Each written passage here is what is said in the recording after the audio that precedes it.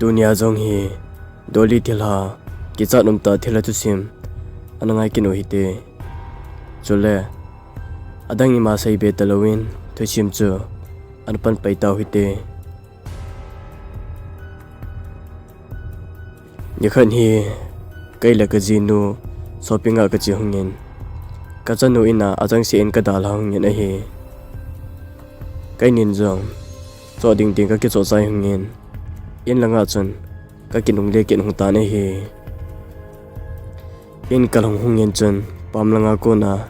ka chanu hung chu ka ka hungin boinu ne thei kan cho pi hungya tin ka ka hungin a hi le ka chanu hung chu ang po do to poi Japanin kaini jong in sunga chun kalot hungin kaman ro ma chun ka to hungin chamkhat ka ki chol hung ta ne hi chamkhat jawin ka chanu ro ma chu ka chanu to no mai khat aki hogin ka ja hungin chule aki chim hung chu ka ja hungin kainin jong aloi ho to ki chim hin te tin don sielovin ka hungin a hi chamkhat jawin ka chanu cho hung do in hennu hepa kaine thei la am tin ne thei an hol phanin chun kainin jong ne thei chu ka pi hungin a hi le ke pa ta in akila in arum sung langa chun alai lut ki ta na hi pharung chi chi in chamkhat jawin hu hung jing tai chaphanin kin jong ka chanu aloi nu chu tu chana pidinga chi nai la ham hibanga gaita ain kuten ahol ma lo dem tin ka chanu rum sunga chun kalonin kavian a hi le ka chanu to doli khatbo anom chu kamoin ka chanu ko min chun itin ka saye boy enjo langa naloi nu chu la em chi hitam tin ka don putane hi le ka chanu in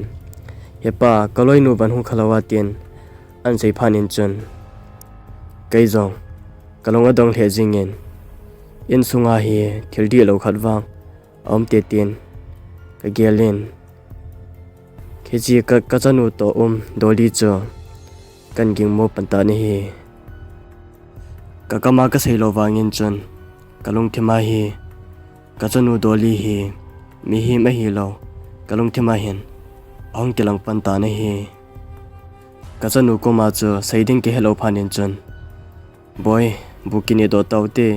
hongin tin ka kauta na hi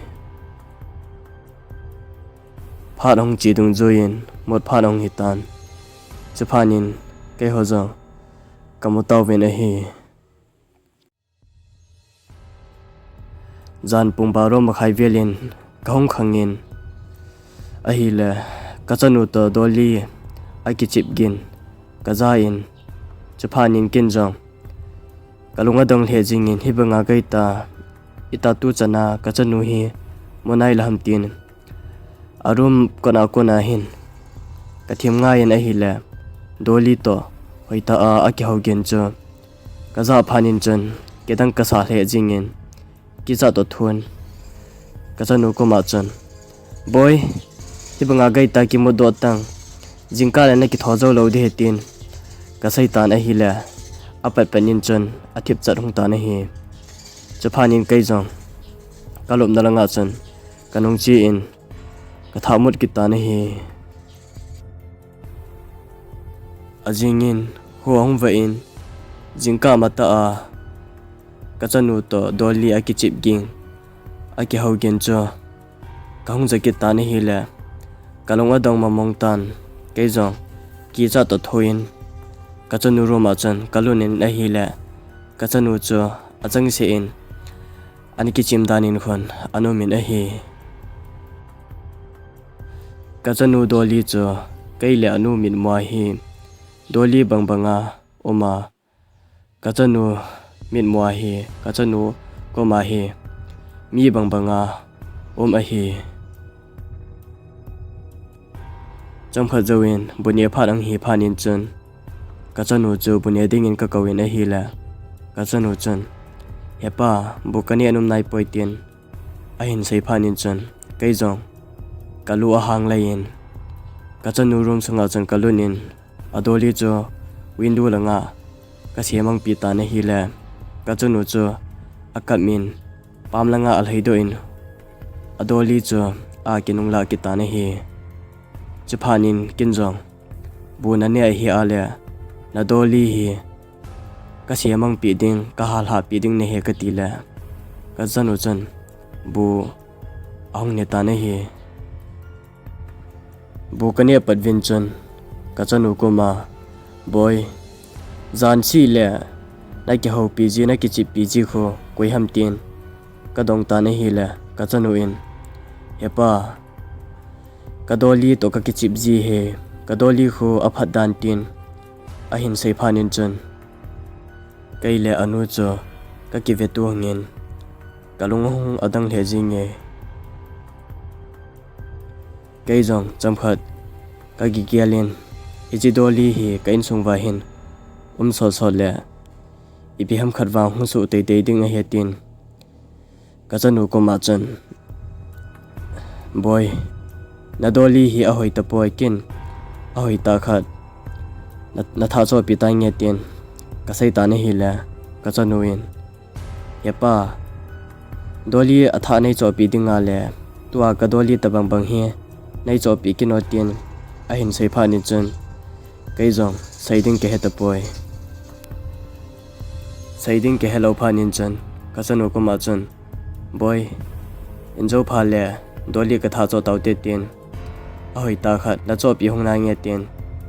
ka sai ta ne hi le ka chanu cho ahong num ta ne hi cham khat jawin kai ho jong doli cho dingin ka chi tawin doli jong ka hong cho to tawin yen langa chan ka hong kinung le tawin a hi le in kal hong vin chen kain sungau cho ana chap de jingen ana thang de jinge chaphanin kai le anu chan hi chi hi koi madang bol hi ponte hi chi doli thila hin a bol hi tei tei di hetien doli chu kala hongin kerosene ka chap dan hongin maya ka hal hong ta na hi hi chi doli ka hal ha nga panin chan ka chanu room sanga pana ka chanu o teilo odang ka za kha hong ta pon chule ka chanu jong apha cha cha in amutan buzong hoita in ane panta ne hi dunya doli thilha